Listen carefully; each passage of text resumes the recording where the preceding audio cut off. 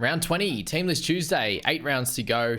Plenty of stars back and plenty to talk about here. Let's get into that first game, which is actually the Raiders up against the Wires there. And I'm going to go through and number and count up how many options there are this week, because there's going to be plenty that people are looking to target, whether they are backing up from Origin or returning from injury as well. And to kick off the list, we do have Jamal Fogarty, who is definitely an option this week. So I've got him firmly put on that list there, which is good. You've got KO Weeks there, still in the fullback slot, depending on how your team is set up.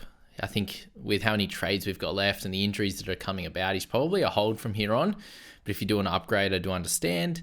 If you're going from him to a Teddy, or if you're upgrading him really drastically in your position, or you're in need of another position, you're oversubscribed in that wing fullback slot or the half slot or something like that, then I understand making that type of move. You see Matt Timoko score pretty well last game, but he does have a shoulder that's in a bit of strife right now, so keep that in mind.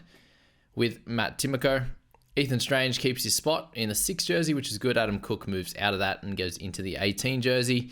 Big news here, obviously, as well, is our second option of the week. Tom Starling keeps his starting jersey. He's been doing good things and, continues to be a really good backup hooker option, that's for sure. He's option number 2. Joe Tarpany, now that his buys are out of the way, he is now on this list at number 3 there. I would have said Zach Hosking, but he's actually come back off the bench. And did anyone forget about how, definitely didn't forget how well he started the season, but forgot that he would, I definitely forgot that he would be an option in the back end. But we'll see how he goes. If he picks up a couple of games off the interchange, especially after getting a lower score in his most recent game there, he could be a little bit cheaper come the last bunch of weeks, and something could happen where he gets a start and goes well from there, because Whitehead's back and playing pretty well. So there's 3 options in that Raiders team right now. And you should definitely take a look at all of them, with Hudson Young returning as well on that left edge. For the Wars, I would say that Tane Tuapicki's a solid little option. He's probably only got a few games in the squad though, so probably not as much of an option as you would have thought. Ali Leataua, potentially an option here. So Roger goes to the wing. I'm not sure how long that's going to last, obviously, there. But they do have Marcelo Montoya out along with Chance. I need to find out what happened with my groin. I forced a reshuffle. So I'm not sure how long that actually is for Marcelo. Have a look. If you wanted to look into Ali, have a look into Marcelo Montoya first. If they've said anything around his groin injury, I'll have a little look myself and check out the casualty ward from NRL Physio. I think that'll help also. So Roger, we don't get him at the back, but it only would have been for a few weeks anyway. So Ali Leataua is going to be your 4th option of the week. So awesome. Adam Fanua-Blake becomes the 5th option of the week. He's gotten a lot cheaper and played really well last game. We also see Tohu Harris out for the year, so that's pretty tough there. So 5th option is Adam Fanua-Blake in the gun mid type of range there. Mitchell Barnett, next on the list, number 6. A terrific option this week. Obviously very, very expensive though, but he is absolutely crushing it no matter where he plays in the park, mixing some time between the edge and also the middle there. So I wonder if that will happen with Marata Niukore this week, or if Barnett will stay through the middle where his minutes might drop a little bit, which could be a little bit frustrating for sure. So Barnett's option number 6, and then Dylan Walker becomes option number 7 with Tohu out for the year. We did see Walker play all of that 88 minutes or 89 minutes, whatever it was last game, when they had their Golden Point thriller against the Dogs. So Walker, he is very, very up and down in terms of his scoring. If you do have a look at him on footy statistics, like I just was before, in games over 50 minutes this year, he averages 65 minutes and 44.5, but that does include a game at Lock where he got 35, a game on the second row where he picked up a 24, 55-minute effort for 33 points in round 17. So there's no guarantee that he picks up a terrific scoreline in all of these games, but he obviously has that 62 previously, and then he got a couple of 50s to begin the season. So definitely an option. Not sure if he's the best option, but he is an option nonetheless. Let's move on to the next game there, Bunnies and the Tigs. So Jai Gray, I wouldn't have as an option anymore. It was last week or never, I think, with Jai, especially because we aren't sure what we're going to hear from with Latrell. AJ, obviously against the Tigers, Jacob Gagai, either of those two could do really well. And Johnson's the one that's got cheaper than Gagai, given his recent run of form. So we'll put Johnson as number 8 as a cheaper outside back that could get you a good couple of scores in certain fixtures. And this one against the Tigers is definitely one of them. So AJ, number 8 on that list. Jack White, in my opinion, is number 9, and he's someone that I'm seriously considering. He's getting the bulk of the kick meters. We know that this matchup is a really nice one for him, so I'm definitely looking at him myself. And I think this is the combination at 6 and 7 they're going to go for, at least for the rest of the season, and they'll work it out from there. I don't think I have Damien Cook as an option. I think I'm a little bit worried now about his place in this side, and other people were, but they obviously got that loss on the weekend. He could score well this week, but even hasn't even scored that well in the last few weeks anyway. So if he's going 60 plus, I'd still recommend him, but he's slowed down a little bit, and I'd definitely go for like Reid Marnie over him for sure. So yeah, I'll leave him out as the option there. Our number 10th option becomes Cameron Murray. Being named on the edge again, and this kills me, that Keon Koloamatangi's in that 13 role. It's probably what I expected, but I was hoping not. And he's a serious option this week. Continues to score incredibly well. And we'll see a little bit later that there's guys potentially resting, obviously backing up from Origin. And Keon's going to play every single game for the remainder of the season. And Murray's going to be in this role there. So Murray and Keon Koloamatangi are options 10 and 11 this week, both in a really good chance, have a really good chance to score continuously well for the rest of the season. We've got Jacob Host in the reserves there in 22. I think they would have pushed him into that starting team if they wanted a different outcome, but they're happy with Cheekham.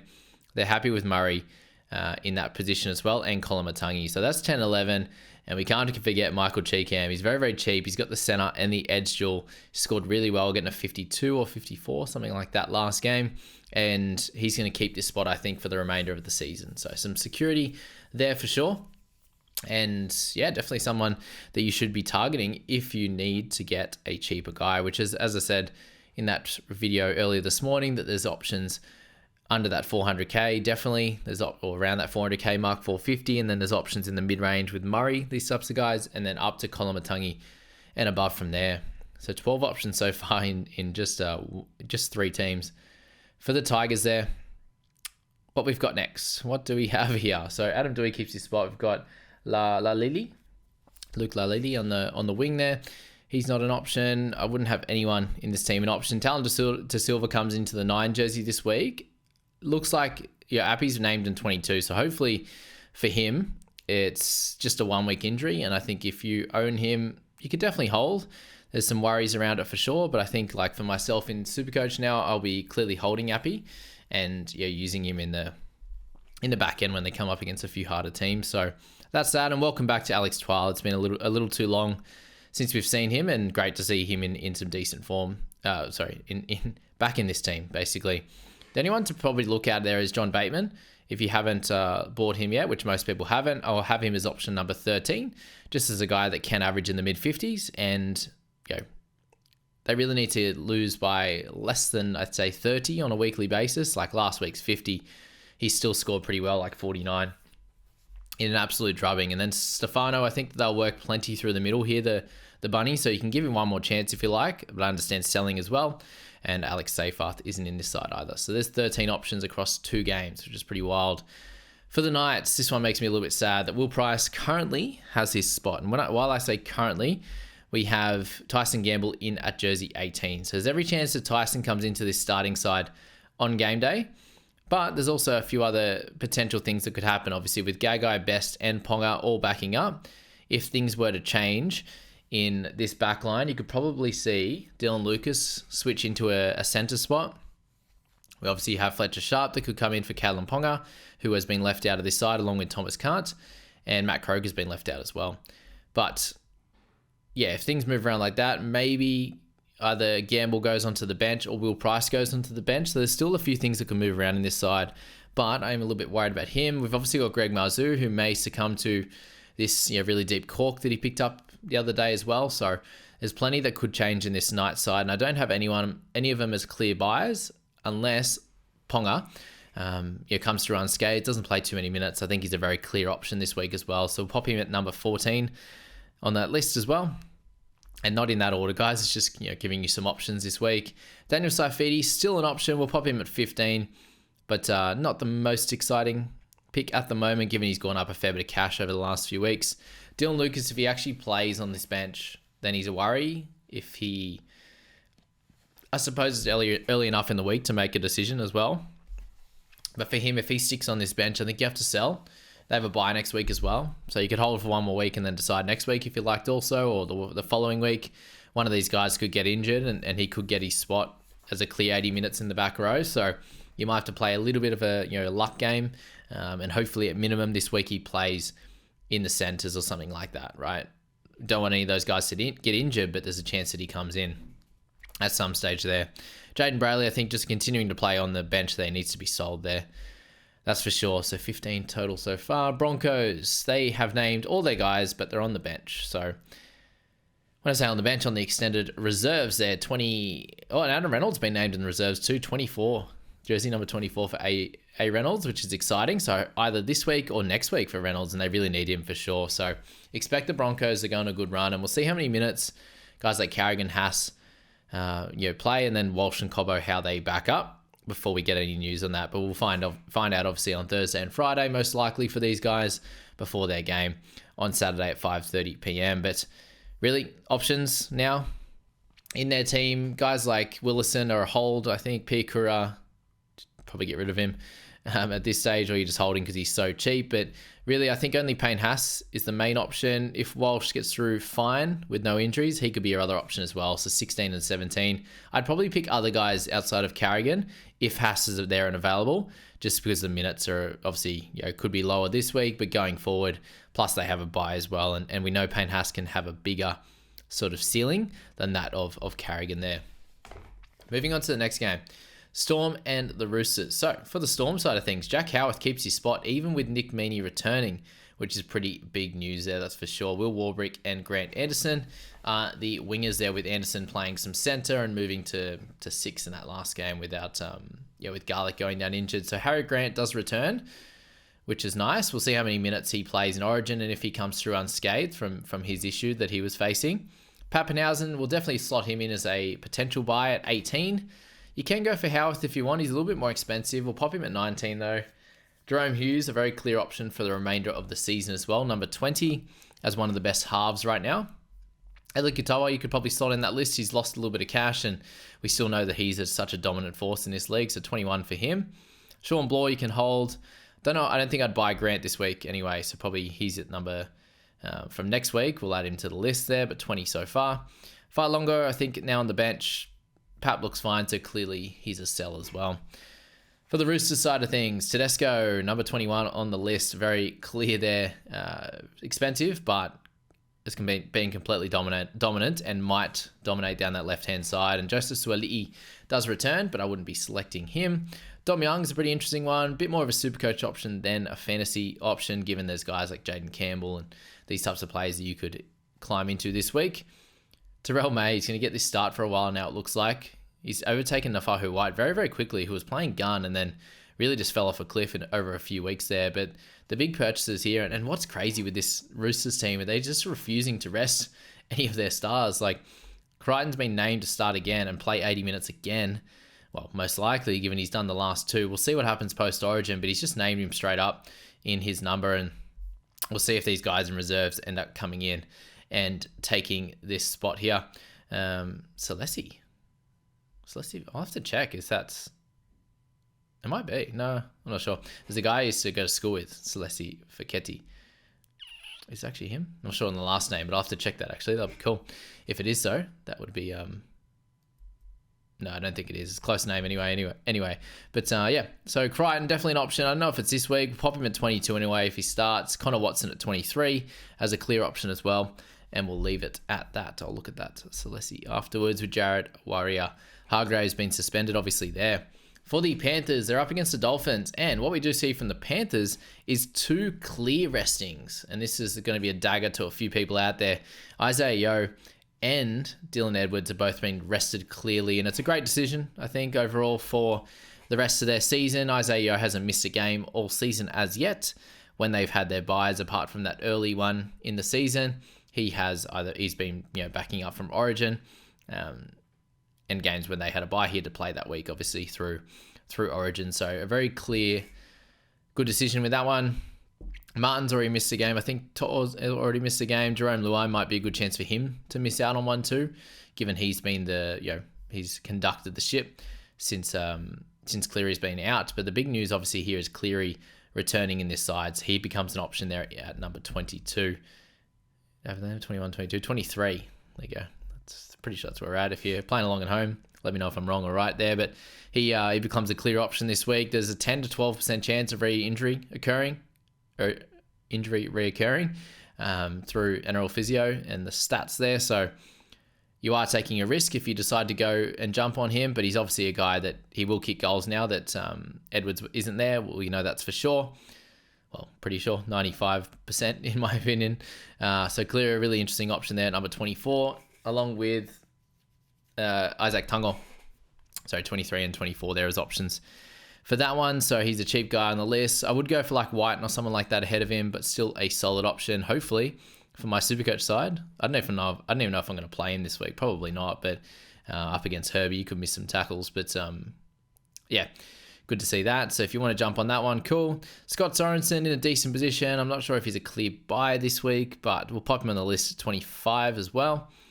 Just as a guy that's dual position and plays the rest of the year. And I don't think he'll be rested through the back end. It'll be more the Origin guys if they decide to do that, given he hasn't played a lot of footy this season.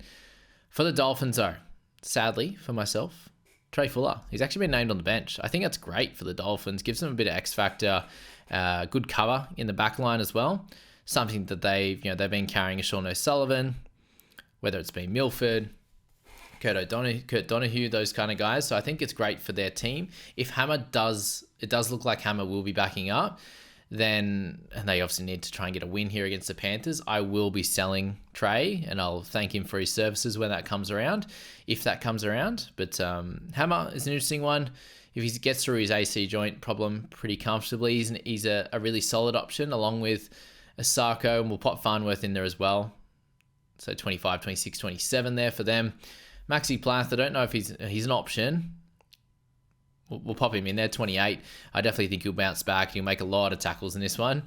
You could put Tavita Pangai Jr. He's just pretty expensive for me personally, but he's an option for people. I think people will purchase him now that he's starting and playing good minutes. He's 29 on the list. I don't think we can have Connolly as an option anymore. He's just not scoring well enough. And Aitken's obviously a sell now that his season is likely to be over, unless he manages to get back in time for like a prelim or something like that, it looks like. I think if it's a 10-week injury, he might be back somewhere near there, but we'll see how that one plays out. But moving along to the Eagles there, up against the Titans. Turbo, we'll have to slot him in as an option there, 31. But Garrick is a much better option than Tom. He got that rest. It looked like he copped a bit of a knock maybe to the... So a few people were saying, it's hard to work out. We don't really know at this point. Some were saying it was a hip drop tackle on him and then just got him off. But yeah, he's looking great. He's doing great things at the moment. He does come up against Brian Kelly and Cam Pereira, which is going to be a pretty fun little matchup there. Kelly versus Garrick, but Garrick's definitely on the list, number 32. DCE, an option this week, 33. Pretty hard to select a Nathan Brown or a Toa Sipley right now. Sipley's actually changed spots with Brown. Brown's going to start this week at number 8. Sipley in number 17. But Brown doing great things at the moment, but he does have, Gerbo back. Carl Lawton playing on the edge too. How good's that for him? With Bench Boyovich coming off the bench, surprisingly. So we'll see if that changes on game day. But yeah, DCE's in there at 33. Olakuatu's still a really solid option, guys. He obviously didn't go up any cash last week, which means he's just a solid guy to have. And what about that little matchup? Olakuatu versus Dave Fafita. That's going to be a fun one, and we'll see who wins that one defensively there. So Olakuatu, number 34. Simkin, probably won't have him as an option now. Moving on to the Titans, we do see Brimson actually move to 18s. There was some reports there that he picked up an injury during that game, and that's why he went off. But it might have just been the way in his first game. But this does suggest that he probably has some type of niggle, and they're just going to see how he ends up. And if he's good to go, then they'll play him. But there's no risk, or there shouldn't be a risk. There is a risk in playing him this week if he is carrying a bit of an injury. So there's that to think of there. The big one here in the back line is obviously Jaden Campbell. He's in at 35, one of the better options of the week. Obviously, wing fullback. He's going to get the half duel as well.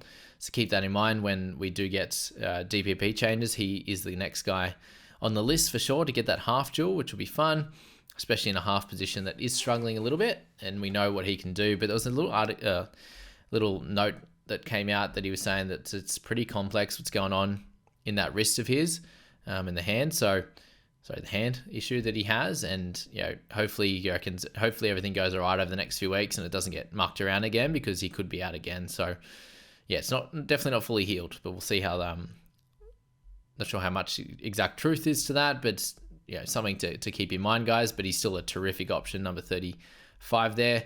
And then Fafita, number 36 is the clear one on this list, along with Beau Fermor, 37, and Chris Randall, 38. So Isaac Liu is in this interchange here, Pahulu, Palacia, and also Cleese Haas. So there's definitely some room for Randall to lose some minutes. And obviously with Fermor and Fafita there, the edge minutes are taken care of.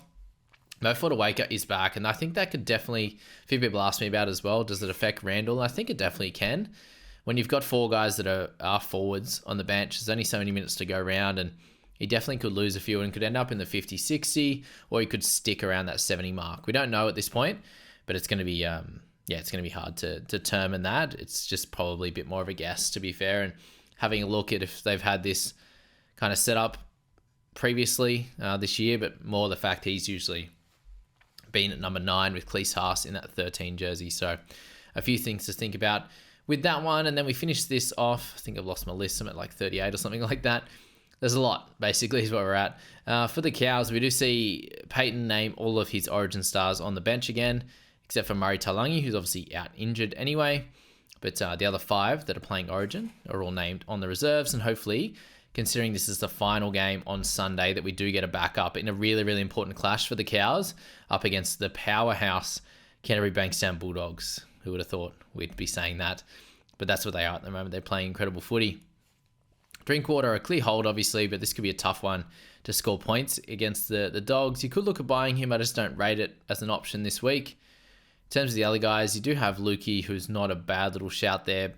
We'll have him at 39 for sure, but they still have a buy, so I don't really like it. I'll take him off. Take him off the list. All right, Doggies. From their side, I do think Carraz is still a really solid one, so he can be number 39. Matt Burton, clearly number 40. He's a very interesting half option this week with a pretty solid run. I had them in a pretty good spot there as well, so he's number 40. Josh Curran, number 41, with Mix King. With Mix King out for, I don't know why it ended up being Kiwi, but with King out for 6 weeks, Curran becomes the most important forward in this side, outside, middle forward anyway. Reid Marnie becomes the next option, number 42. Curran and Marnie are very, very good options this week. Jacob Preston, the third man on this list, 43. They're excited to see him back in action. He comes up against Finafuriaki, if he's going to be there. No, it's going to be Lukey, sorry. On that left-hand side, Finn usually plays left, but Lukey's back. So, yeah, Finn's going to be filling in for Nene if he ends up in that spot. So 43 there, Jacob Preston, excited to see him back, and is definitely a really clear option this week. And Jaden Salmon is obviously out as well. So there you go, guys. That's the Team List Tuesday, round 20, little number there. I hope that helps you guys. There's 43 options this week. So there you go. Plenty to talk about, plenty to go through. And yeah, I look forward to seeing how tomorrow night plays out. And as I said, I'll get in and do a little video tomorrow around that before we get into some of the big buy, hold, risk, sell stuff on Thursday. And hopefully a good chat with Scoop at some point as well. And maybe Maddie. We'll see if we I think we're back ready to get back onto a chat with him. And yeah, get through this week with plenty of trades. And there's plenty of options this week. So it might be cool to hear from a few different guys. So good luck this week, team, and enjoy Origin. I am just putting out there, I am going to tip Queensland in this one, just to give you some early notice. The stats don't lie, but I'll be very much hoping for a New South Wales win, and I'll be cheering them on. So there you go. I'll get into that video tomorrow. Until then, have a cracking night.